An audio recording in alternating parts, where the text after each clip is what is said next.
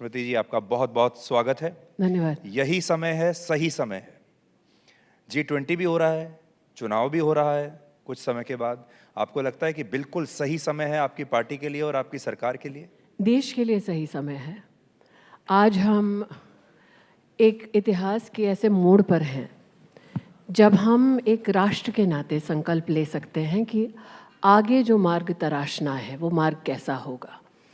मुझे लगता है कि आज हमारी आर्थिक और सामाजिक व्यवस्था और स्थिति ऐसी है कि चाहे वो देश के प्रधान सेवक हों या देश का एक सामान्य नागरिक, दोनों में एक बात की सहमति है कि हिंदुस्तान में एक काबिलियत है कि अब नव भारत के निर्माण के साथ साथ वो वैश्विक स्तर पर कुछ नई बुलंदियों को, कुछ नए सफलता के शिखरों को पा सकते हैं।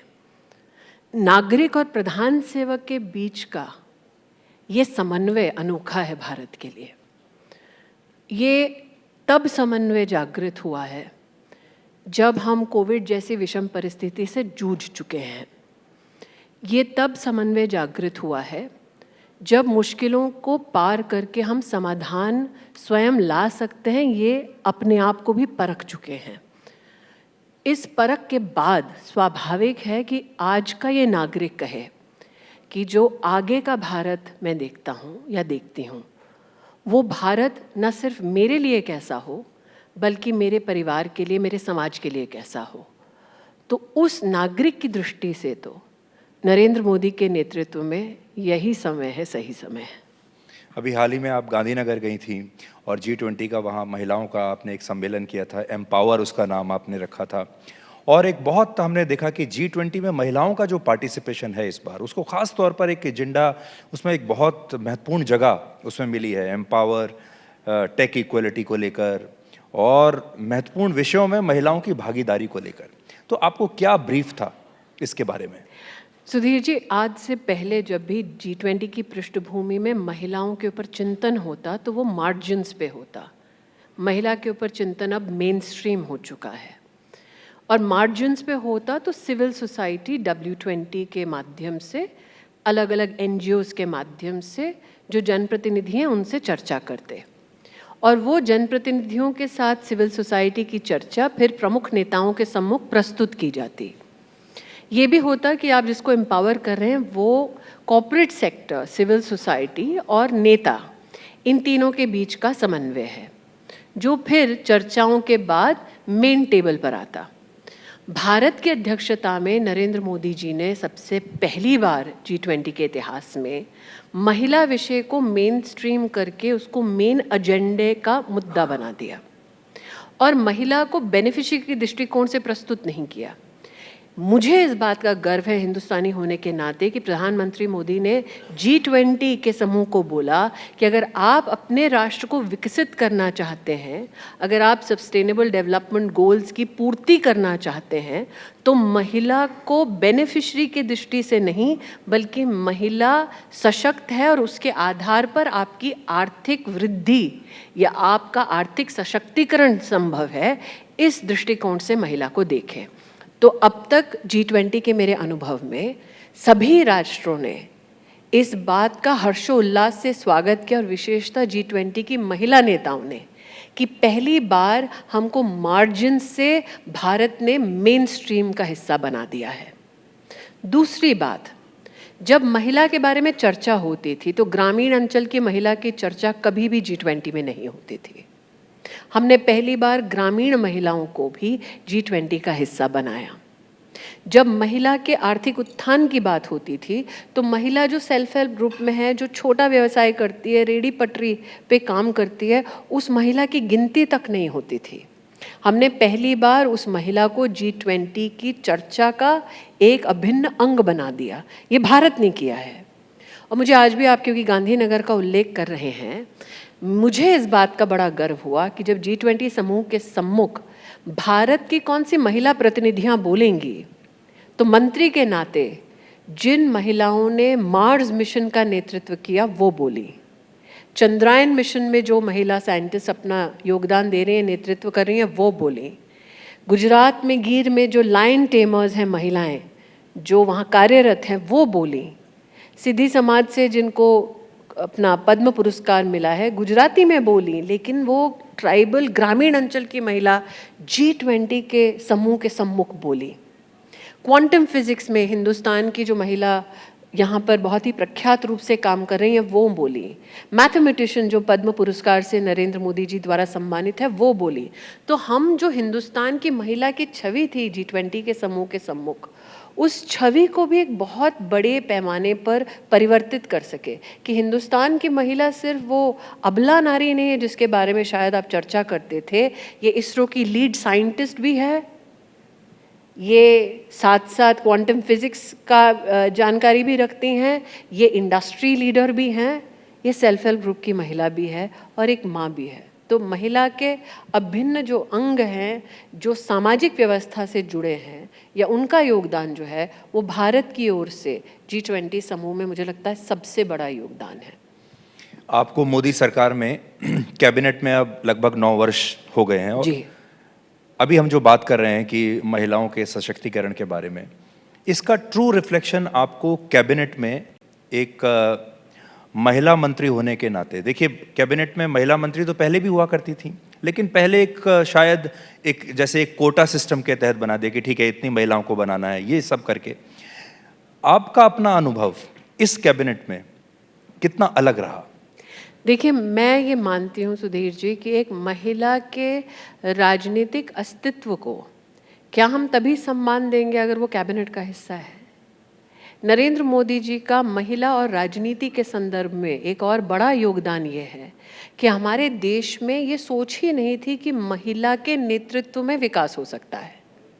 एक पैराडाइम शिफ्ट है और महिला के नेतृत्व में विकास होने की आधारशिला क्या थी? हमारे देश में कभी भी किसी औरत ने किसी नेता से नहीं कहा मेरे लिए टॉयलेट बना दो, लेकिन हम साल 2005-06 में पूर्व की सरकारें जानती थी कि खुले में शौच करने की वजह से महिलाओं का शारीरिक शोषण डबल हो रहा है, लेकिन किसी ने कुछ नहीं किया। महिलाओं ने कभी जाकर किसी भी राजनेता से अपेक्षा नहीं की थी कि आप प्लीज़ मुझे 1 रुपये का सैनिटरी पैड दिला दो। ये चर्चा का विषय ही नहीं था हमारे देश की राजनीति में कभी। नरेंद्र मोदी जी ने प्रधान सेवक रहते हुए लाल किले की प्राचीर से डंके की चोट पे इसलिए कहा ताकि महिला संबंधी ये विषय जो उसके जीवन से संबंधित हैं, उसके सम्मान से संबंधित हैं, उसके रोज़मर्रा की दरकार से संबंधित हैं, इससे किसी भी राजनेता को कोताही नहीं बरतनी चाहिए। तो आप महिला के राजनीतिक अस्तित्व को कैबिनेट तक सीमित कर रहे हैं। मैं कह रही हूँ आज नहीं, मैं इसलिए कर रहा था क्योंकि मैं आपका निजी अनुभव जानना चाहता था कि ये 9 वर्ष में आपका अपना निजी अनुभव कैसा रहा देखिए, मैंने इन 9 वर्षों में शिक्षा में योगदान दिया, मैंने टेक्सटाइल्स में योगदान दिया। मैं कोविड का अपना अनुभव बताती हूँ नरेंद्र मोदी जी के साथ। हमारे देश में फरवरी का जब माह था, मार्च से जब लॉकडाउन शुरू हुआ, फरवरी के माह तक हमें पता था कि कोविड की विषम परिस्थिति पूरे विश्व को ग्रस्त कर लेगी और सप्लाई चेन्स पूरे विश्व में बंद हो रहे हैं। उस वक्त फरवरी के लास्ट दिन WHO ने अपने स्टैंडर्ड्स निकाले जिसके आधार पे PPE किट्स बन सकते हैं। तब तक हिंदुस्तान के पास ना रॉ मटेरियल था, हिंदुस्तान के स्वतंत्र इतिहास में ना हमारे पास मशीन थी, ना हमारे पास वो टेक्निकल सो कॉल्ड अंडरस्टैंडिंग थी कि PPE सूट कैसे बनेगा। फरवरी के लास्ट दिन आपकी गाइडलाइंस आती हैं और मार्च के पहले दिन सब बंद हो जाता है। मैं तब मंत्री थी। हमें प्रधानमंत्री कार्यालय से आदेश था कि स्वतः क्या हिंदुस्तान ये कर सकता है। मैं सबसे कम उम्र की मंत्री हूँ। हमने कहा कर सकता है हिंदुस्तान। मार्च में एक भी कंपनी नहीं थी हिंदुस्तान में, जून तक 1100 कंपनीज बन गई, सरकार की सब्सिडी का 1 रुपया नहीं गया। हमने अपनी पूरी जो मैन्युफैक्चरिंग प्रोसेस है टेक्सटाइल में उसको टर्न अराउंड किया। ये संभव कैसे हुआ? क्योंकि देश के प्रधान सेवक को एक महिला मंत्री की काबिलियत और अपने देश की मैन्युफैक्चरिंग प्रोसेसेस की काबिलियत पर भरोसा है। And we did it when all supply chains were shut. और हम वो देश जो कुछ नहीं बनाता था मार्च तक, हम जून तक विश्व के सेकेंड लार्जेस्ट एक्सपोर्टर्स बन गए। अगर आप फरवरी का महीना देखें तो लगभग 2000 रुपये का एक पीपीई किट हम लोग इंपोर्ट करते थे, हम लोग मई तक 175 रुपये का पीपीई किट बनाने लगे और हमने एक भी स्टैंडर्ड को WHO के डाइल्यूट नहीं किया। मतलब हमने क्वालिटी स्टैंडर्डाइज प्रीमियम प्रोडक्ट बनाया, अल्प समय में बनाया, विषम परिस्थिति में बनाया और कम पैसे खर्चे किए और सरकार की तिजोरी से 1 रुपये का सब्सिडी नहीं दिया, सिर्फ और सिर्फ हिंदुस्तान की काबिलियत के आधार पे। स्मृति जी, जब भी कोई भी सरकार आती है, कोई भी प्रधानमंत्री या कोई भी पार्टी की सरकार होती है, सब अपने बारे में यही कहते हैं कि हम सबसे अच्छे थे, हमारी परफॉर्मेंस बहुत अच्छी थी, हमने ये किया, काम गिनाते हैं। पर हम कभी भी किसी भी सरकार को इस तरह से नहीं आंकते कि क्या ये सरकार या ये कैबिनेट जिसका आप हिस्सा हैं, ये सबसे प्रोग्रेसिव कैबिनेट है क्या अब तक की? प्रोग्रेसिव को अगर आप लिबरलिज्म की दृष्टि से देखें, आज जो लोग प्रोग्रेसिव पॉलिटिक्स की चर्चा करते हैं, मान लीजिए यूनाइटेड स्टेट्स ऑफ अमेरिका का उदाहरण देते हैं, कई बार यूके का उदाहरण देते हैं, यूरोपियन यूनियन का उदाहरण देते हैं। एक महिला के प्रति उसके देश की सरकार की लेजिस्लेटिव भूमिका क्या है, उससे पता चलता है कई बार कितनी प्रोग्रेसिव है सरकार। हमारे देश में 3 दशकों से एक कानून लंबित था, medical termination of pregnancy at 24 weeks.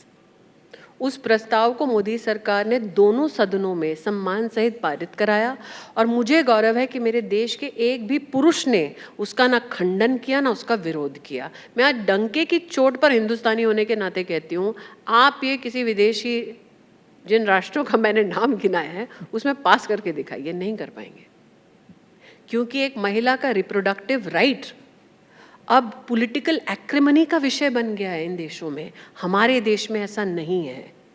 तो एक ऐसे नेतृत्व की ज़रूरत थी जो समझता है कि हमारे समाज में किस प्रकार का बदलाव आया है और महिला के इस रिप्रोडक्टिव राइट को संरक्षित करने के लिए हमने कदम उठाया और हमने भागीदारी से दोनों सदनों में इसको पारित कर दिया। दूसरा आपको उदाहरण देती हूँ, आयुष्मान भारत की बहुत सारी चर्चाएं आपने कई बार कई मंत्रियों के मुख से सुनी। एक महिला की दृष्टि से आपको बताना चाहती हूँ, हमारे देश में, आप पत्रकार हैं वर्षों से, आप साल 2010, 13, 14 कुछ भी उठा लीजिए, ब्रेस्ट कैंसर और कैंसर ऑफ द सर्विक्स, उसकी टेस्टिंग के बारे में क्या कभी चर्चा होती थी? ये माना जाता था कि ग्रामीण अंचल और गरीब परिवारों में तो महिलाएं शर्म के मारे ये सब चर्चाएं नहीं करेंगे। आयुष्मान भारत जब आया, उसके चौंका देने वाले परिणाम ये हैं सुधीर जी, 20 करोड़ औरतों ने हमारे देश में सिर्फ आयुष्मान भारत के अंतर्गत कैंसर ऑफ द सर्विक्स और कैंसर ऑफ द ब्रेस्ट की स्क्रीनिंग करवाई है। और ये 20 करोड़ स्क्रीनिंग्स कौन है? ये गरीब महिलाएं हैं। इसका मतलब उनको पता था कि उनकी दरकार क्या है, उनके पास तंत्र नहीं था और कोई भी इस ग्रामीण अंचल में या गरीब तबके में उस औरत को किसी भी तरीके से बेइज्जत नहीं कर रहा था कि अरे you spoken about cancer of the cervix, how dare you. नहीं, तो ये देश प्रगतिशील है और इस देश को प्रगतिशील नेतृत्व नसीब हुआ है मोदी की सरकार में, इस बात में कोई विरोधाभास नहीं है। अब मैं आज पर आता हूँ। इस समय अभी आपकी जो एक छवि है देश में जो बनी है, वो बनी है angry young woman of the Indian politics. I'm 47. You may want to redefine young. Though there are people who are 50 plus and are perennially young. इसीलिए मैंने कहा उनके मुकाबले तो आप बहुत युवा हैं, अभी बहुत यंग हैं, जो लोग अभी भी अपने आप को युवा नेता कहते हैं। तो इतना गुस्से में क्यों रहती हैं आजकल आप? मैं इतना गुस्से में नहीं रहती हूँ, क्योंकि अभी हमने लास्ट जो आपका भाषण देखा संसद में, मुझे लगता है एक किसी विख्यात व्यक्ति ने कहा था, you always see the answer that is professed, you never see the question, and जिस शैली में प्रश्न किया जाता है वो नहीं दिखता। कैमरा हमारे ऊपर फोकस्ड है, कैमरा के पीछे अगर कोई दुर्व्यवहार करता है या ऐसे शब्दों का चयन करता है जो सभ्य समाज में हमें स्वीकार नहीं है, तो आपको वो नहीं दिखेगा। मेरा रोष निश्चित रूप से दिखेगा। अगर आप 72 साल के एक व्यक्ति की 100 साल की माँ को भद्दी गालियाँ देंगे और ये मानेंगे कि मैं क्योंकि कैमरा के सामने बैठी हूँ तो मुझे मुस्कुराना पड़ेगा, ये संभव नहीं है।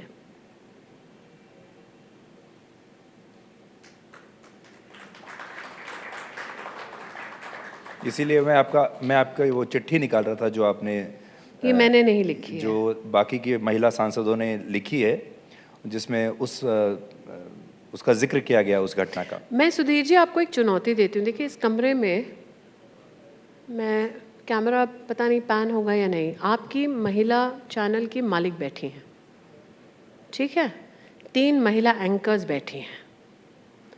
जो राहुल गांधी ने सदन में किया, would you dare do this to these women here? I'm asking, this is इन 3 महिला एंकर्स ने, आप मुस्कुरा क्यों रहे हैं मुझे नहीं समझ आ रहा है, क्योंकि ये हंसने वाली बात नहीं है। इन तीनों महिलाओं की ये वर्क प्लेस है। यहाँ जितने पुरुष बैठे हैं, जो राहुल गांधी ने संसद में किया, would you do that to any female colleague? I want to see one man say, I will do this to a woman working with me. Is there any man here? कोई ऐसा पुरुष है जो प्लीज़ मुझे कहे कि वो आप अपनी महिला सहयोगी या अपने कामकाज की जगह पर एक महिला के साथ ये करेंगे? प्लीज़ मुझे कोई बताइए। अगर इन पुरुषों को वो स्वीकार नहीं, कामकाजी इन महिलाओं को वो स्वीकार नहीं, तो देश की संसद में जनता की प्रतिनिधि महिला को वो स्वीकार क्यों होना चाहिए? इसका मुझे जवाब चाहिए। पर हम लोग वो वीडियो देख रहे थे बार बार, और जो विरोधी पक्ष के जो लोग हैं, आप वीडियो देख रहे थे, हम उस वक्त सदन में थे। थोड़ा सा हमारे दर्शकों को आप बताइए कि उस समय मतलब नहीं, मैं क्या, आप सोचिए कि वह cabinet minister is reduced to describe this despicable behavior. My entire political life now is reduced to talking about a man who did not have the decency to conduct himself in parliament. और एक पुरुष anchor मुझसे बोला, बताइए ना कैसा था? Please understand that you are stripped of your dignity, you are stripped of your contribution, because somebody thought that is how men are to conduct themselves. And that is why I'm asking every man in this room, would you do it to a female colleague?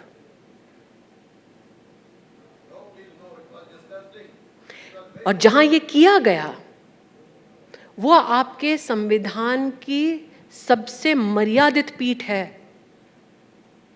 That is the house of the people. नहीं, मैं वहाँ कानून बनता है कि महिलाओं का सम्मान कैसे होना चाहिए, और किस चर्चा के बाद आपने किया। तो किसी एक व्यक्ति को गांधी खानदान में संसद की मर्यादा से सरोकार नहीं होगा। But can you imagine that a cabinet minister who is female, who happens to be there, now has to gleefully talk about why did that man do what he did? Why should I? It is a shame on him, not me, or any other woman who was there that day serving our country in the Indian Parliament. गली नुक्कड़ नहीं था, और क्या गली नुक्कड़ में भी हमें ये महिला के साथ स्वीकार है?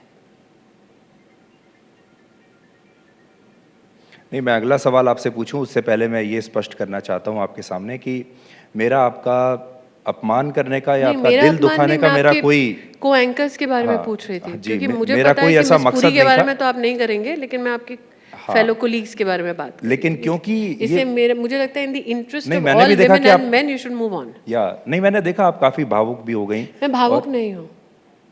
इस विषय पे आप मुझे बताइए, क्या सब आक्रोशित हो सकते हैं? भावुक का मतलब अरे अबला है बेचारी, हाँ, nonsense. I am not emotional about it.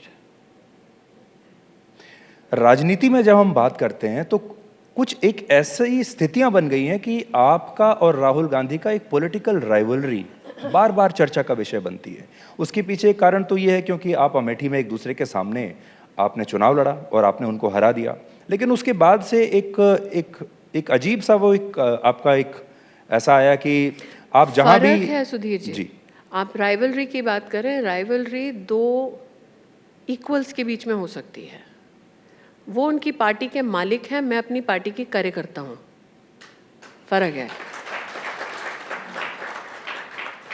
और जहाँ तक अमेठी की बात है, तो ये मैं कह सकती हूँ कि आज भी there is a romanticism about the Gandhi खानदान लेगेसी इन अमेठी, कि कोई एक स्टेटमेंट कहीं दे देगा और सबको लगा रहे इट्स तो मैं विनम्रता से एक पृष्ठभूमि रखना चाहती हूँ, और ये आज तक के ही एक एडिटर इसके साक्षी हैं।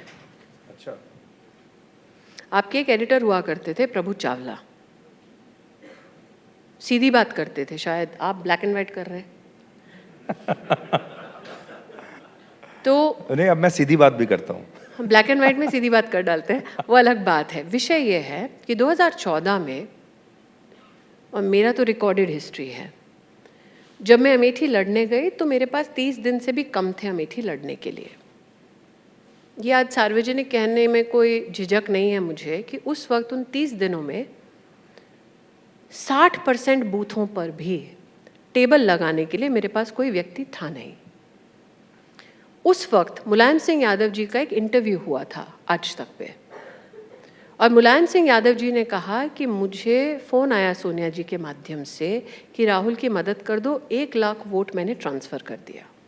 ये आज तक पे है अवेलेबल, और प्रभु चावला इसके बारे में शायद लिख चुके हैं।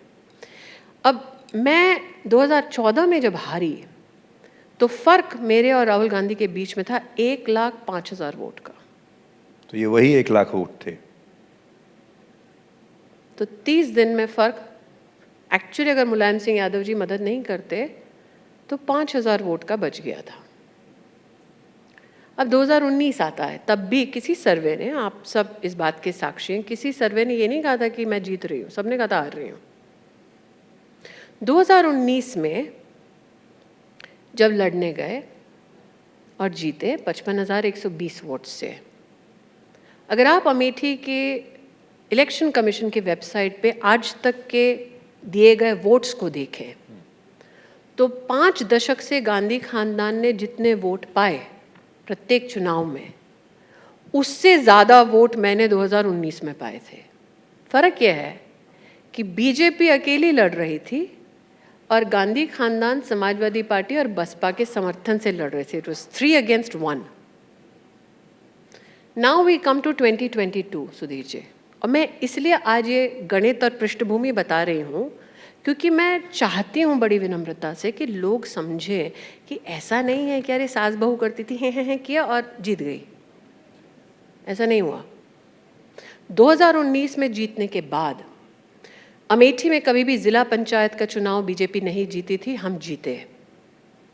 अमेठी में गौरीगंज और मुसाफिर खाना नाम का लोकल बॉडी इलाका है जहाँ पर बीजेपी कभी नहीं जीती थी, हम जीते। बीजेपी के 2 MLCs हैं। इनफैक्ट MLC के चुनाव में पहली बार अमेठी की जिस सांसद ने वोट किया वो मैं थी। कोऑपरेटिव का चुनाव हुआ। शायद ही किसी को पता है कि I am the chairperson of the Raebareli Disha committee. Sonia ji को चेयर हैं। कोऑपरेटिव का चुनाव अभी हुआ, हम रायबरेली जीते, सुल्तानपुर जीते, और अमेठी की पूरी पृष्ठभूमि में कोऑपरेटिव का चुनाव बीजेपी जीती। 2022 में प्रियंका जी प्रभारी थी। विधानसभा का चुनाव हुआ, जैसे कि मैंने कहा 14 में अकेली थी, 60% बूथों पे कोई नहीं था।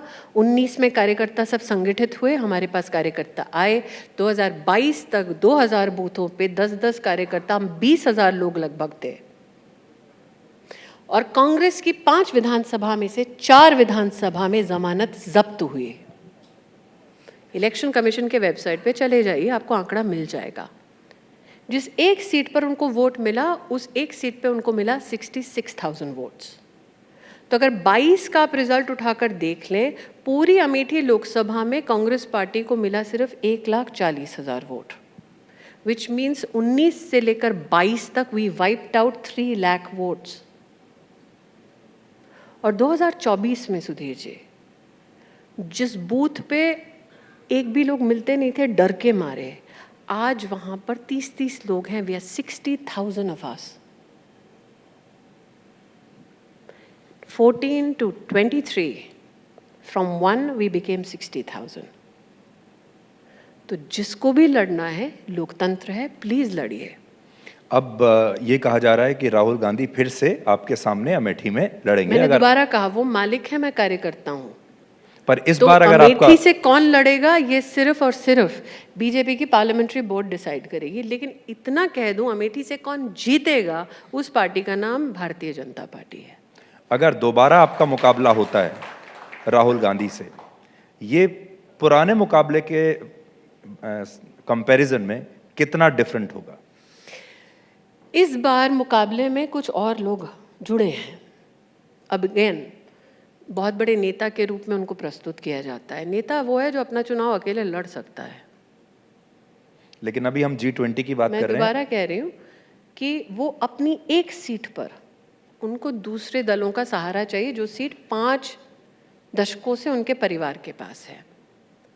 इस बार जब कांग्रेस पार्टी अगर निर्णय करती है कि जिसको लड़ना है, वहाँ पर अब 5 लाख किसान ऐसे हैं जिनको नरेंद्र मोदी की ओर से 6,000 रुपये उनके बैंक के खाते में मिलते हैं। 7.5 लाख लोग ऐसे हैं जिनको मुफ्त का अनाज मिलता है, अमेठी की बात कर रही हूँ।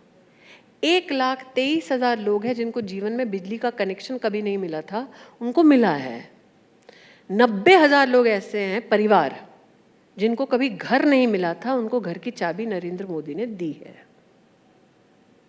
3 लाख ऐसे परिवार हैं जिनके पास कभी टॉयलेट नहीं था, नरेंद्र मोदी ने उनको टॉयलेट बनवा कर दिया है। सुधीर जी, इस बार मुझसे नहीं, जनता से मुकाबला है। पिछली बार आपको मिले थे 4,68,000 वोट्स जी। राहुल गांधी को मिले थे 4,13,000 जी। वोट्स। इस बार आपको कितने मिलेंगे और उनको कितने मिलेंगे? मैं पुनः कहती हूँ, और चूंकि आप तो जानते हैं कि मैं मीडिया से रह चुकी हूँ, कि मालिक लड़ेगा वो तो कांग्रेस ने तय कर दिया, कार्यकर्ता कौन लड़ेगा ये बीजेपी तय करेगी। लेकिन पुनः कहती हूँ, गणित सामान्य सा गृहिणी वाला बताती हूँ, अगर 60,000 कार्यकर्ता वर्तमान में अभी अमेठी में हैं, मैं मेंबरशिप की बात नहीं कर रही हूँ, वो ज़्यादा है। ये कार्यकर्ता वो हैं जो बूथ बूथ पर जाके चुनाव लड़वाते हैं। आप कम से कम 10 लोगों को तो जानते होंगे जीवन में, जो आपसे वाकिफ़ हैं। आप जो कहते हैं वो मुख्तलिफ बात नहीं करते, आप जो कहते हैं उसका समझ। सोचिए, this 60,000 people will know at least 10 people each. Just do the math. नहीं, आपकी बात, आपका जो कैलकुलेशन है, भगवान करे वो अच्छा हो। और जो नहीं, मेरा कैलकुलेशन नहीं है। There are many people here, I'm sure, who believe in hard facts. Hard fact. एक कैलकुलेशन तो ये है। और दोबारा अगर, क्योंकि अभी अभी उनके नए प्रदेश अध्यक्ष जी ने उद्घोष किया है, 22 में उसी इलाके की इंचार्ज श्रीमती वाड्रा थी। तो अगर अजय जी को लगता है कि श्रीमती वाड्रा से बेहतर वो संगठक हैं, मैं तो उसका स्वागत करूंगी, आइए आजमा लीजिए। सो वी हैव फॉट मालिक। कई बार ऐसा लगता है स्मृति जी कि आपका जो विभाग है वो तो है ही, जो मंत्रालय आपको दिया हुआ है, लेकिन गांधी परिवार का विभाग भी लगता है पार्टी ने आप ही को दिया हुआ है। ये आपका एडिशनल चार्ज है। नहीं, ऐसा गांधी नहीं परिवार ऐसा नहीं है। देखिए, तुलनात्मक दृष्टि से मैं जिसके सामने लड़ी हूँ, मैं उसी के संदर्भ में कोई ना कोई तथ्य आपके सामने रख सकती हूँ। तो उनके संगठन का, उनके नेतृत्व का ब्रवाडो कह लीजिए या उनका अधिकार कह लीजिए, वो बोलेंगे। मैं बड़ी विनम्रता से कहती हूँ, हम मालिक से लड़ चुके हैं। पर जब आप कोई भी, चाहे खेल हो या राजनीति हो, आपका जो प्रतिद्वंदी होता है उस पर आप हमेशा नजर रखते हैं और देखते हैं कि उस कैंप में क्या हो रहा है। जी। अब जो गांधी परिवार का और कांग्रेस का कैंप है वो ये कहता है कि ये 2019 वाले राहुल गांधी नहीं है, अब ये बहुत ज्यादा परिपक्व हो चुके हैं, इनका नया वर्जन इसीलिए आ वो चुका हरकतें है। कर रहे थे, इतने परिपक्व है। अब वो कहते हैं कि ये उनका नया तो वर्जन सुधीर है। जी आइए, आपने मैं आपको एक नया प्रश्न पूछती हूँ। आप मुझे बताइए कि राहुल गांधी की आर्थिक नीति क्या है? मोहब्बत की दुकान खोलना। Let's not demean. नहीं, ये उनके हर भाषण में, that's what I am saying कि let's not demean aspects about the people's future. लोगों के भविष्य के संदर्भ में और देश के भविष्य के संदर्भ में जब चर्चा करनी है तो ये बचकानी बातें हम ना करें। ठोस राजनीति पे अगर हमको चर्चा करनी है और अगर एक नागरिक इस दृष्टिकोण से एक नेतृत्व को देखे कि आप मेरे देश के लिए क्या कर सकते हो, तो मेरा स्पष्ट एक प्रश्न है कि आपका आर्थिक विजन हमारे देश के लिए क्या है। मैं बताती हूं आज तक उन्होंने क्या बोला है। उन्होंने कहा है मेक इन इंडिया को कोई तवज्जो ना दो, इसमें दम ही नहीं है। कहा है, गलत नहीं बोल रही हूं, कहा है। मतलब हिंदुस्तान की इनहेरेंट काबिलियत कि हम अपने देश में मैन्युफैक्चरिंग को और सुदृढ़ कर सकते हैं, अपनी इकोनॉमी को एक विराट स्वरूप दे सकते हैं, उस हिंदुस्तानी की काबिलियत पर राहुल गांधी को विश्वास नहीं है। इंटरनल सिक्योरिटी, हम कहते हैं कश्मीर से कन्याकुमारी तक भारत एक है, धारा 370 हटाओ। वो कहते हैं हम वापस ले आएंगे। क्यों?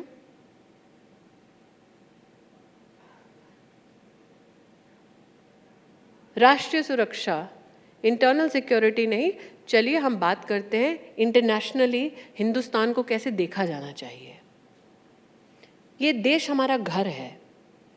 इस घर के अंदर मैं अपने भाई या अपनी बहन से झगड़ा कर सकती हूँ, लेकिन माँ बाप हमारे क्या सिखाते हैं, घर से बाहर जाओ तो अपने घर की भद मत पीटो और अपने परिवार का अपमान मत करो। वो जब विश्व में जाते हैं तो हिंदुस्तान की इस उभरती काबिलियत पर क्या विश्वास जागृत करते हैं? नहीं, कहते हैं केरोसिन छिड़का हुआ है, बस एक माचिस की जरूरत है, तीली की जरूरत है। अब उन्होंने जो अपना गठबंधन बनाया है, हम तो यहाँ G20 की बात कर रहे हैं, उनके गठबंधन को आप G26 का नाम दे सकती हैं। और इस गठबंधन के बारे में ये कहा जा रहा है कि this will do better than UPA, ऐसा कम से कम उनका दावा है। देखिए, राहुल गांधी का नाम अगर बदल के चंद्रगुप्त मौर्य रख दें तो आप क्या स्वीकार कर देंगे?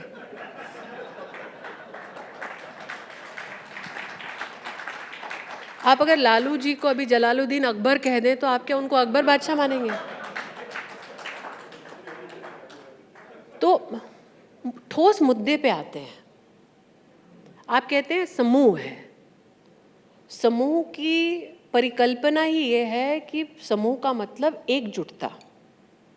आप दिल्ली देख लीजिए, कांग्रेस का प्रवक्ता कुछ कहता है, कांग्रेस का नेता कुछ कहता है, फिर आम आदमी पार्टी का प्रवक्ता कुछ और रिएक्ट करता है। आप महिला की दृष्टि से देखिए, ठीक है, जिन लोगों ने पश्चिम बंगाल की राजनीति को थोड़ा बहुत जाना है, नबान्नो करके जगह है, ममता बंदोपाध्याय को बाल से खींचकर जो लोग सड़क पर लाकर पीट रहे थे, क्या उनके बीच में वाकई में तालमेल हो सकता है? आपको लगता है कि वो भूल गए होंगे? बट आजकल जो उन्होंने अपनी थोड़ी स्ट्रैटेजी चेंज की है, भारत जोड़ो यात्रा के बाद उन्होंने थोड़ा जनता के साथ घुलना मिलना ज्यादा कर दिया है, लोगों के बीच में जा रहे हैं। नहीं, पहले भी कभी करते मंडी थे। में जा रहे सुधीर जी, हैं। मैं इस बात से आपसे इसलिए सहमत जैसे जब नहीं हम बात कर रहे हैं तो अभी वो लेह में हैं और हाँ, नहीं, और मैं मोटरसाइकिल चला चाहती रहे हूँ, हैं। आपने तस्वीरें मैं देखी चाहती होंगी। हूँ कि आप वो पृष्ठभूमि जो आप बोल रहे हैं ना, मोटरसाइकिल के नीचे की सड़क देखिए। मुझे कोई दिक्कत नहीं है। ये वही व्यक्ति हैं जो कन्याकुमारी से कश्मीर जा रहे थे, कश्मीर जाके बोल रहे थे देश में कोई गड़बड़ नहीं है, सब ठीक है। खेल रहे थे अपने परिवार के लोगों के साथ बर्फीली घाटियों में। उनके खुद के ये वचन है कि मैं कश्मीर तक पहुंचा, कहीं कुछ नहीं है, सब ठीक है। ये मेरे शब्द तो नहीं, उनके हैं। तो मोटरसाइकिल के नीचे की सड़क देखो ना, बर्फ के साथ खेल सकते हो कश्मीर में, जहां तुम लाल चौक पर तिरंगा नहीं लहरा सकते थे। इससे बड़ा प्रमाण और क्या चाहिए आपको? राहुल गांधी से हम आगे बढ़ेंगे, लेकिन बस उससे पहले आपकी एक टिप्पणी बड़ी चाहता कृपा हूं। होगी आपकी। हाँ, आप उन्हीं के सामने चुनाव लड़ना चाहेंगी अगर आपको दोबारा मौका मिले, या आप चाहेंगी कि कोई और आदमी हो? उनको आप एक वीक प्रतिद्वंदी की तरह देखती हैं या मजबूत प्रतिद्वंदी की तरह देखती हैं? जीवन में कभी भी, मेरा मीडिया में 20 साल का इतिहास रहा है, देश की राजनीति में 23 साल का इतिहास रहा है। मुझे कभी भी इस बात का घमंड नहीं हुआ कि मेरी उपलब्धियां क्या है। आप प्रतिद्वंदी जिसको कह रहे हैं, इस लोकतंत्र की सबसे बड़ी ताकत यह है कि उनको जिस भाव के साथ, जिस ताकत के साथ लड़ना है वो लड़ेंगे। मेरी पार्टी को जिस भाव और जिस ताकत के साथ लड़ना है हम लड़ेंगे, और हमारी सरकार बनेगी, मोदी जी प्रधानमंत्री बनेंगे, इसमें कोई दो राय नहीं है। टीआरपी के लिए अच्छा होता है कि जानी दुश्मन, ऐसा नहीं है। क्योंकि मेरे जीवन का अनुभव है कि वो कुंठा एक इंसान को अंदर से खुद ही मार देती है। और मैं एक सामान्य परिवार से हूँ, मैं 2 फील्ड्स में अचीवर हूँ। मेरे लिए यही प्रभु का सबसे बड़ा उपकार है। जो खानदान कहता था स्मृति हूँ, आज उस खानदान के कार्यकर्ताओं को कहना पड़ता है हाँ वहीं से लड़ेंगे, चिंता मत करना। ये मेरी उपलब्धि है, मुझे इससे ज़्यादा और कुछ नहीं करना। लेकिन किसी को भी कम आंकना, किसी के खिलाफ इस प्रकार की द्वेष की भावना रखना, वो मेरे स्वभाव का हिस्सा नहीं है। अब मैं 2 मुद्दों पर आता हूं और दोनों एम से शुरू होते हैं, और ये 2 एम जो हैं वो हो सकता है कि आपको काफ़ी परेशानी में डालेंगे अगले चुनाव में। एक एम है मणिपुर और दूसरा एम है महंगाई। और ये 2 चीज़ें ऐसी हैं जो कि आपके खिलाफ ज़रूर उठेंगी, चाहे आप अपना चुनाव लड़ें कहीं से भी या आप पूरी सरकार जब पार्टी चुनाव लड़ेगी। मणिपुर पर आपने ज़रूर फ़ोन किया, आपने बताया कि मैंने फ़ोन किया, मुख्यमंत्री से बात की। मेरा अधिकृत अधिकार नहीं था।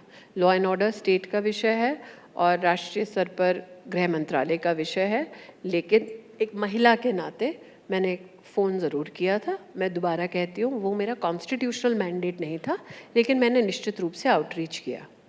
तो हम जब G20 में महिलाओं की बात करते हैं, जब हम संसद में महिलाओं की बात करते हैं और फिर उसी समय मणिपुर में महिलाओं के साथ ये हो रहा होता है जी, तो ये कितना बड़ा विरोधाभास हम देखते हैं इसको? मुझे लगता है कि इस बात को हम स्वीकार करते हैं और गृह मंत्री जी ने सदन में इस संदर्भ में स्पष्ट अपना वक्तव्य दिया कि ये चुनौती की पृष्ठभूमि एक इतिहास में है जिसका वर्णन उन्होंने उधर किया था। विषय ये है कि अगर आपके पास कानून के उल्लंघन का कोई एविडेंस है तो आपने त्वरित रूप से उस एविडेंस को क्यों नहीं उन अधिकारियों को दिया जो इंसाफ सुनिश्चित कर सकते थे। फॉर इंस्टेंस, गृह मंत्री जी ने बार बार कहा कि आंतरिक सुरक्षा का विषय गृह मंत्रालय से संबंधित है, कृपया करके हमसे चर्चा कीजिए। हर पृष्ठभूमि पर सदन में, सदन के बाहर बार बार कहते रहे। लेकिन क्या आपने देखा जब वो बोल रहे थे, कांग्रेस पार्टी ने इस प्रकार से इसको प्रस्तुत किया देश के सामने कि एक प्रमुख मुद्दा है, इस पे हम चर्चा चाहते हैं, हम जवाब चाहते हैं। जब गृह मंत्री बोल रहे थे तो सोनिया जी, राहुल जी दोनों नहीं थे। क्यों? गंभीर मुद्दा है, चर्चा कीजिए, आंतरिक सुरक्षा से है। आपने मुद्दा उठाया, सामने जवाब देने वाला खड़ा है, लेकिन आप उपस्थित नहीं हैं। जब देश के प्रधानमंत्री बोल रहे थे तो राहुल जी मुस्कुराते हुए चले गए थे, बीच में आए थे 2-3 मिनट, सोनिया जी ने वॉकआउट कर दिया। क्यों? सामने से कह रहे हैं घेरो, बोलो, बात करो। तो क्या मुद्दा इसीलिए उठाया क्योंकि अरे मोदी को फंसाना है, या मुद्दा इसलिए उठाया क्योंकि ये आंतरिक सुरक्षा का विषय है, लेट्स टॉक अबाउट इट। कि भाई अगर लोग बॉर्डर पार करके आ रहे हैं, आपने म्यांमार से बात की है, तो क्या बात की? पूछो, बात करो। नहीं की। प्रश्न उठता है कि दोनों लोग बोलने को वहां पर सदन में उपस्थित थे, देश के प्रधानमंत्री, देश के गृह मंत्री। आपने इस बात को तवज्जो नहीं दी, आप थे नहीं वहां। महंगाई की आप बात करते हैं, चूंकि आप रिसर्च में विश्वास रखते हैं। आप साल 2012 से 14 के इन्फ्लेशन के डिजिट्स ले आइए। 9 बार इन्फ्लेशन डबल डिजिट में था, तब कोई कोविड नहीं था। कोविड में ग्लोबल इकोनॉमीज में कोलैप्स हो रहा है, इम्प्लोड हो रहे हैं, डेट्स बढ़ रहे हैं, इंटरेस्ट रेट्स बढ़ रहे हैं, इन्फ्लेशन बढ़ रहा है, लोग सामान्य स्थिति करने का प्रयास कर रहे हैं। आपके देश में और किसी देश में ये नहीं है। 80 करोड़ लोगों को पिछले 2-2.5 साल से मुफ्त का अनाज मिल रहा है ताकि उनका संरक्षण हो सके, जबकि आपके टैक्स का 1 रुपया नहीं बढ़ाया सरकार ने। 27 लाख करोड़ का कोविड का आत्मनिर्भर भारत का पैकेज दिया गया, आपका टैक्स का 1 रुपया नहीं बढ़ा। और 2017 से लेकर आज तक की अगर आप कहाँ पे आप देखते हैं कैपेसिटी बढ़ी है हिंदुस्तान की? एम्प्लॉयमेंट प्रोविडेंट फंड का जो सोर्स है, आपको पता चलेगा 6 करोड़ 40 लाख लोग ईपीएफओ से जुड़े हैं। इसका मतलब वो फॉर्मल इकोनॉमी का हिस्सा बने हैं। अगर आप सिर्फ 2020 से लेके जनवरी तक का आंकड़ा देख लें तो 18 से 28 की उम्र में 2 करोड़ से ज़्यादा नौजवान इस देश के ईपीएफओ से जुड़े हैं। 8 करोड़ नौजवानों को, मैं 40 करोड़ के लोन तो गिनी, 8 करोड़ नौजवानों को पहली बार जीवन में व्यवसाय करने के लिए मुद्रा लोन उन्होंने लिया है, उन्होंने सर्विस किया है। जब टमाटर 250-300 रुपए हुआ तो आपके घर में भी बात होती थी टमाटर के बारे में कि थोड़े थोड़े दिन कम कर दिया जाए? आप शायद ट्रिविलाइज करना चाहें और इसको थोड़ा नहीं, मैं ट्रिविलाइज नहीं कर रहा, बट इसलिए कह रही हूँ ये ट्रिविलाइजेशन हो इसी जाएगा। को व्हाट अबाउटरी कहते हैं कि मैं आपसे पूछूं, फिर आप कहेंगे कि अच्छा पहले ऐसा होता था। The issue is if you are talking about policy issues, अब आप you are talking about price stabilisation अब मैं भी आपको यही कह सकता हूँ। मैं वही कह रही हूँ सुधीर जी। तो अगर हम चाहते हैं कि मुक्त चर्चा हो और मर्यादा के बीच में चर्चा हो, तो मेरे घर में क्या चल रहा है that is not available for national consumption, that is my private space. लेकिन क्योंकि आप एक मंत्री हैं और एक मंत्री, हाँ बिल्कुल, 250-300 रुपए टमाटर को लेकर कितना सेंसिटिव मैं है। वही कह रही हूँ, सेंसिटिव इश्यूज और पे ही क्या बोल वो रही हूँ। दर्शकों को ये बताना चाहता है कि मैं भी वही जीवन जीती हूँ जो आप जीते हैं। बिल्कुल, मैं भी जीती हूँ ये जीवन। और मैं दोबारा कह रही हूँ कि सरकार के प्रतिनिधि के तर्ज पर अगर आप मेरा जवाब चाहते हैं तो प्राइस स्टेबलाइजेशन फंड के बारे में आपने ही शायद कई विषयों पर बार बार चर्चा की है और उसमें हमने बताया है और कई मंडियों से लोगों ने कहा है कि अगर एक क्रॉप पैटर्न के ऊपर कोई प्रकार का प्रभाव आया है तो सप्लाई चेन हमारी बंद नहीं है, क्रॉप पैटर्न की वजह से एक प्रभाव आया है। अभी आप देखेंगे तो कीमतें कम हुई हैं। तो अगर सिस्टमिक शॉक क्रॉप पैटर्न की वजह से आ रहा है, जैसे कि चावल के एक्सपोर्ट के ऊपर एक निर्णय लिया गया, क्यों? क्योंकि आप एक्सपेक्ट करते हैं कि सिस्टमिक शॉक आएगा या किस प्रकार से आपके यहाँ पर उपज होगी उसके आधार पर। लेकिन सुधीर जी, हम एक आइसोलेशनिस्ट इकोनॉमी नहीं है। यूक्रेन और रूस के बीच में द्वंद्व चल रहा है, ग्लोबल कई सप्लाई चेन्स पर प्रहार हुआ है। इशू ये है कि आपकी सरकार आपको इन विषम परिस्थितियों में कैसे बचा के जितना संभव हो उतना रखे। फॉर इंस्टेंस, और मैं जेन्युइनली माफ़ी चाहूँगी इसलिए क्योंकि मैंने आपका पर्सनल कटाक्ष किया, जबकि ऑडियंस में कई लोग नहीं जानते कि मेरी मीडिया में काम की शुरुआत आपके जूनियर के नाते हुई थी। लेकिन वो ठीक है, लेकिन मैं आपको यहाँ ये कहना चाहूंगा कि आपको अगर आप पर्सनल कटाक्ष करते हैं तो अपने लिए भी तैयार रहिए। हाँ बिल्कुल, मैं तैयार हूँ, मुझे कोई आपत्ति नहीं। जब आप तक बात आती है तो फिर आप आपत्ति करने लगती हैं, और ये मेरी शालीनता है। नहीं बिल्कुल, मैं स्पष्ट रूप से कहती हूँ कि अगर आप मुझसे पूछें कि एक पुरुष ने किस प्रकार से क्या फ्लाइंग किस किया, वो आपकी शालीनता का दर्पण आपके लिए हो सकता है, मेरे लिए नहीं है। लेकिन मैंने आपकी शिकायत के आधार पर ये आपने लिख कर दिया। ये मैंने लिख के नहीं दिया, मैं वापस कह रही हूँ। नहीं, पर मेरा इसमें सिग्नेचर नहीं है, आपका नहीं है, लेकिन आपके बारे में आपके जो शब्द और आपके साथियों ने, मैं दोबारा कह रही हूँ सुधीर जी, आपके जो शब्द हैं वो गलत है। आपने लिख के दिया, मैंने लिख के नहीं दिया। नहीं, मैंने भी ये नहीं कहा, मैंने कहा ये आपको लेकर शिकायत की गई है। सुधीर जी, जब आप कह रहे हैं कि आपने लिख के दिया है, वो शब्दों का चयन आपका गलत है, इसीलिए कह रही हूँ। और आपको ऐसा लगता है कि इससे बहुत ज़्यादा फर्क पड़ जाता है जब मैं ये कहता हूँ कि आपकी इस इंसिडेंट को लेकर शिकायत हुई लोकसभा में और आपके साथी मैं दोबारा कह रही हूँ कि आप महंगाई के मुद्दे पे बात करना चाहते हैं, आप मुझ पे लेके आना चाहते हैं, मुझे कोई दिक्कत नहीं है। अगर आप कटाक्ष करना चाहते हैं पर्सनली, मुझे कोई दिक्कत नहीं है, मैं इतनी सक्षम हूँ कि मैं जवाब दे दूँ। लेकिन देखिए, इतने सारे लोग सुन रहे हैं और मैं चाहता हूँ कि लोग भी जज करें कि अगर मैंने आपसे ये पूछा कि क्या आपके घर में टमाटर की बात होती है, तो क्या ये एक निजी सवाल है? हाँ। क्या ये ऐसा सवाल है जिसको आप टीवी पर बताना नहीं चाहेंगे? नहीं, मैं इसलिए बताना चाहूंगी आपको क्योंकि आप निजी सवाल पूछ रहे हैं। तो मैं जिनसे ब्याही हूँ वो खेती करते हैं। अगर आपको निजी और पूछना है, वो खेती करते हैं, तो हमारे खेत में भी उगता है। तो आप ये बता सकती थी। वही मैं कह रही हूँ कि आप वो जानना चाहते हैं या सरकार की नीति जानना चाहते हैं? मैं दोनों जानना चाहता हूँ। मैं इसीलिए कह रही हूँ क्योंकि अब हम सरकार की नीति पे बात कर रहे हैं, इसीलिए मैं कह रही हूँ कि प्राइस स्टेबलाइजेशन फंड्स के बारे में हमने बात की, हमने हेडविंड्स के बारे में बात की, रूस और यूक्रेन के बारे में बात की, और हाँ, इस बारे में भी बात की कि हम कैसे अपने ऑयल रिजर्व्स को संरक्षित कर रहे हैं।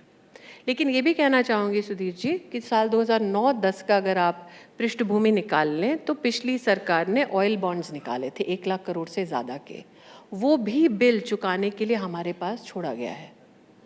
मैं बस आपसे ये जानना चाहता था कि फूड इन्फ्लेशन इस समय 39 महीनों में हाईएस्ट है। जी। जब पूरी दुनिया में इन्फ्लेशन हो रहा था आज से कोविड के समय में, तो हमने उसको कंट्रोल किया। जी। अब पूरी दुनिया में नीचे जा रहा है जी। और हमारे देश में ऊपर हो रहा है, और वो भी फूड इन्फ्लेशन, जिससे कि आम आदमी प्रभावित होता है।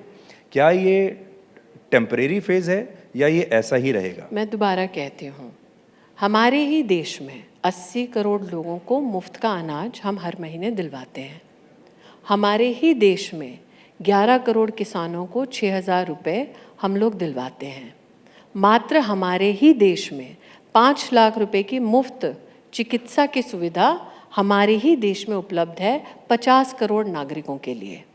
हमारे ही देश में मात्र 6,000 रुपये गर्भवती महिला को मिल रहे हैं ताकि स्तनपान तक की अवस्था में उसको पैसा मिले उसके खाते में।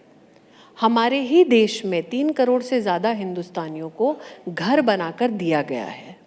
हमारे ही देश में उन 3 करोड़ में से 2 करोड़ से ज़्यादा महिलाएं हैं जो अब घर की मालिक हैं। हमारे ही देश में 11 करोड़ टॉयलेट्स बनाए गए हैं। हमारे ही देश में वैक्सीन जो है 220 करोड़ मुफ्त में उपलब्ध कराई गई हैं, और हमारे ही देश में टैक्स का 1 रुपया नहीं बढ़ाया गया है। तो जब आप इतनी सारी सुविधाएं ट्रेजरी से दे रहे हैं, तब आपकी अपेक्षा ये भी है कि जो आगे से आपके ऊपर अंतर्राष्ट्रीय स्तर का प्रभाव आ रहा है, जब सप्लाई चेन बहुत सारे विषयों में चोक्ड है, तो आप अपने बजट को, अपने तंत्र को कैसे बैलेंस करें, बल्कि साथ में वो 80 करोड़ लोगों का मुफ्त राशन चलता रहे। तो इसीलिए मैं कह रही हूँ कि हम, और आपने मुझसे कहा था कि क्या मैं आक्रोशित हो जाती हूँ एक व्यक्ति विशेष के बारे में, मैं इसीलिए कह रही हूँ कि अगर हम मात्र उस व्यक्तित्व की चर्चा करेंगे तो राष्ट्र से संबंधित जो ठोस विषय हैं उनके ऊपर चर्चा नहीं हो पाएगी। अभी तक जो अलायंस की आप चर्चा कर रहे हैं, उस अलायंस की तरफ से क्या प्रस्ताव है आगे के लिए? फॉर इंस्टेंस, कांग्रेस पार्टी कहती है न्याय। अगर आप 2019 का उनका मैनिफेस्टो देखें तो 2019 के उनके मैनिफेस्टो में लिखा है 5 करोड़ गरीबों को पैसा देंगे, 72,000 रुपये, ठीक, सालाना। नरेंद्र मोदी अभी 50 करोड़ लोगों को 5 लाख रुपए सालाना का संरक्षण चिकित्सा में दे रहे हैं। एक घर बनता है तो 1,20,000 से ज़्यादा पैसा उस गरीब तक पहुंच रहा है। एक शौचालय बनता है तो 12,000 रुपये उस गरीब को दिया जाता है। एक, अगर आप 6,000 रुपये किसान का, 6,000 रुपये महिला का, ये पूरा टोटल देखें सुधीर जी, तो लगभग 6,60,000 रुपये वर्सेस उनका 72,000 रुपये। अब स्मृति जी, क्योंकि हमारा टाइम समाप्त हो रहा है, तो आखिरी सवाल मैं आपसे ये जानना चाहता हूँ, इतनी अच्छी योजनाएं आपने शुरू की, सब बहुत अच्छी बात है, उसके बाद भी आप फिर कर्नाटक में हार क्यों जाते हैं? उसके बाद भी फिर आप पंजाब में हार क्यों जाते हैं? उसके बाद भी आप विधानसभा चुनावों में इतना स्ट्रगल जो कर रहे हैं, तो ये जो लाभार्थी हैं, ये उस समय आपको क्यों वोट नहीं दे रहे हैं, और क्या इसे लेकर आप लोकसभा चुनाव के लिए भी चिंतित होंगे? 2 अलग अलग सवाल हैं, मुख्तलिफ, क्योंकि एक स्टेट पॉलिटिक्स से संबंधित है, एक राष्ट्रीय चुनाव से संबंधित है। मैं इस बात को स्वीकार करती हूँ कि कर्नाटक के चुनाव में कांग्रेस पार्टी ने कहा कि हम सब कुछ मुफ्त कर देंगे तो कांग्रेस पार्टी को वोट मिले। लेकिन आज वही प्रदेश देश के वोटर्स के लिए एक बहुत बड़ी चेतावनी बन गया है कि अब वही कांग्रेस की कर्नाटक की सरकार कह रही है कि अगर मुझे मुफ्त देना है तो मैं पूरे प्रदेश में कुछ भी विकास का काम नहीं कर सकता। ये उनका अपना बयान है। तो जनता सामने से देख रही है कि आपने वादा तो कर दिया, लेकिन उस वादे की पूर्ति के लिए आपको अपने पूरे प्रदेश का बजट देना पड़ेगा। आप विकास का कोई काम नहीं कर सकते। मुझे ऐसा लगता है सुधीर जी कि 2024 का चुनाव, मुद्दों पर मैं इसलिए कह रही हूँ, प्रदेश के चुनाव में प्रदेश के कार्यकर्ता, प्रदेश की जो राजनीतिक पृष्ठभूमि है या सामाजिक चुनौती है, उस पर निश्चित रूप से होगा। हम कई चुनाव जीते, कई हारे, इसमें कोई दो राय नहीं। लेकिन 2024 का जब आप चुनाव कहते हैं, 24 के चुनाव की दो अहम चीज़ें हैं। एक, नेता कौन। तो अगर आप कहते हैं कि नरेंद्र मोदी जी को हटाना है, लुक एट द कैंपेन। उनका कैंपेन है हम इकट्ठे हो रहे हैं, हमें मोदी को हटाना है। हमारा कैंपेन है कि हमें मोदी को जिताना है क्योंकि देश को आगे बढ़ाना है। वो फर्क है। तो नेता कौन, वो बता दें। यहाँ जितने लोग बैठे हैं वो जानते हैं कि हमारा नेता कौन है। तो क्या उस अलायंस के मध्य में इस प्रकार की कोई भी शिरकत होगी या घोषणा होगी कि नेता कौन, जनता के सामने बताओ तो। एक। दूसरा, पॉलिसी के आधार पर क्या उन पॉलिटिकल पार्टीज के मध्य में मुख्तलिफ सोच, अलग सोच राष्ट्र के प्रति हो सकती है। फॉर इंस्टेंस, वो कहते हैं कांग्रेस पार्टी की ओर से हम धारा 370 वापस ले आएंगे। ऐसे कितने लोग हैं उस अलायंस में जो कांग्रेस की इस बात से सहमत नहीं है? क्या उस पर चर्चा हुई है? तो कई ऐसे राष्ट्रीय मुद्दे हैं जिसके ऊपर आज स्पष्टता से उस अलायंस की ओर से कोई भी ठोस विचार या विषय नहीं आए। वो कहते हैं हम आज मिलेंगे, कल मिलेंगे, परसों मिलेंगे। मिलो जब भी, ये तो बताओ नेता कौन, ये तो बताओ सामूहिक मुद्दा क्या, ये तो बताओ राष्ट्रीय लक्ष्य क्या।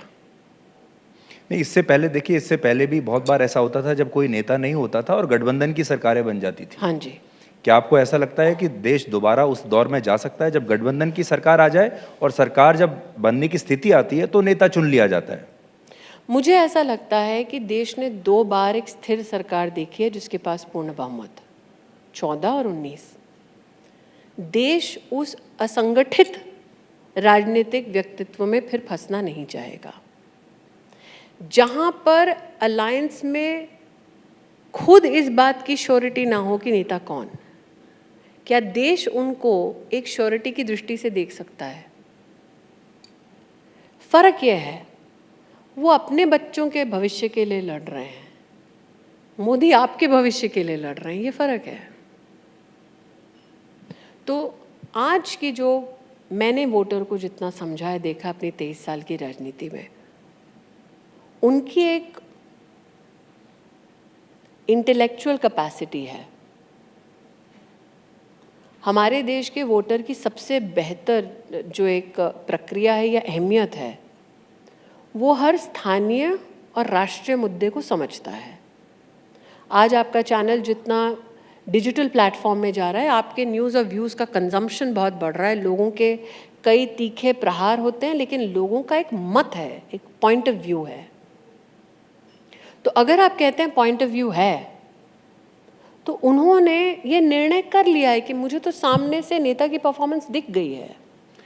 तो आपको क्या लग रहा है, 203, 303, 323, 353, इसमें से क्या फिगर आपको बीजेपी के लिए या एनडीए के लिए दिखाई देती है? मैं इतना ही कहूंगी कि आप मुझसे अगर गारंटी मांग रहे हैं तो मैं 2 गारंटीज दे सकती हूँ एक कार्यकर्ता के नाते। एक गारंटी तो अभी तक मोदी जी ही देते थे, अब आप दूसरी मैं हैं कार्यकर्ता जो के गारंटी नाते दे रही दे हैं। सकती हूँ।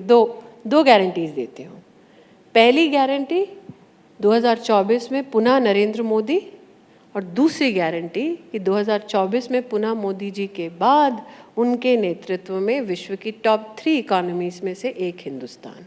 ये कार्यकर्ता के नाते मैं बोल सकती हूँ। मोदी जी दोबारा कहते हैं मैं आ रहा हूं, आप भी दोबारा आएंगी?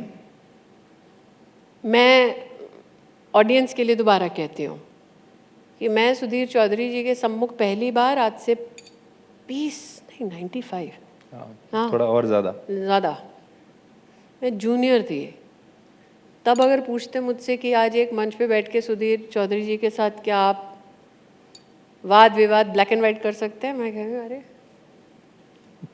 तो वक्त क्या करवट अब तो आप हमसे भी बदलेगा। आगे निकल गई। नहीं, ऐसा नहीं। और ये मैं इसीलिए बड़ी विनम्रता से इससे सहमत नहीं हूँ। मैं सेवक की भूमिका में हूँ। यहाँ जितने लोग बैठे हैं, देश में जितने लोग देख रहे हैं, मैं उनकी अमेठी की प्रतिनिधि और उनकी सेवक की भूमिका में बैठी हूँ। मुझे इस बात का घमंड नहीं होना चाहिए कि मैं एक नेशनल एडिटर से मेरी औकात ज़्यादा है just because I am a cabinet minister. मुझे वो गलतफहमी नहीं है। मुझे बस इतना कहना है कि आज 47 ईयर्स की एज में मेरे लिए 9 साल सतत देश की कैबिनेट में रहकर अपने राष्ट्र के प्रति योगदान देने के लिए जो मौका मिला है, एक नागरिक के नाते वो मेरा सबसे बड़ा सौभाग्य है कि 140 करोड़ के देश में मुझे, एक सामान्य परिवार की औरत को, ये मौका मिला है। आगे किसको क्या मौका मिलेगा वो मेरी पार्टी का नेतृत्व तय करेगा। Right here, right now, it is an absolute privilege to serve my country. Thank you Smriti ji, आपने इतना समय निकाला। और आपको सवाल थोड़े से चुभ जाते हैं, बातें चुभ जाती हैं, बट मैं उम्मीद करता हूं कि आगे आगे आप थोड़ा और ज़्यादा अपनी सहन शक्ति बढ़ाएंगी। बढ़ाती जाऊंगी निश्चित रूप से। Life is about learning. Thank you. Life is about learning, but Sudhir ji, what I have learned is this, and I'm saying this with all sense of humility before me. It takes a lot. बहुत मुश्किल होता है सामान्य औरतों को यहाँ तक पहुँचना। तो जो आप शब्दों की चुभन कहते हैं ना, वो हमारे पूरे जीवन चक्र का एक हिस्सा हो जाता है। हमारे देश में कई लड़कियों को ये बतलाया जाता है कि जब तुम सत्ता के किसी एक मुकाम पर पहुंचोगे, या जब तुम्हारे पास शोहरत होगी या बैंक में पैसा होगा, तो देख लेना कोई बेइज्जती नहीं करेगा। वो गलतफहमी टूटनी चाहिए, क्योंकि जब ऐसे शब्दों का चयन होता है तो कहीं ना कहीं उस औरत के अंदर वो जो लड़की ये सब सह चुकी है ना, वो अंगार बन के फूटती है। अच्छा डायलॉग है। डायलॉग नहीं है, डायलॉग नहीं है साहब, बिल्कुल डायलॉग नहीं है। Thank you so much. Dialogue नहीं है, लाइफ एक्सपीरियंस जी है। स्मृति जी, अब इसको इतना जितना बढ़ाते जाएंगे ये बढ़ता जाएगा, बट मैं आपका धन्यवाद कर रहा हूँ। आप आई, आपने समय निकाला। Thank you so much.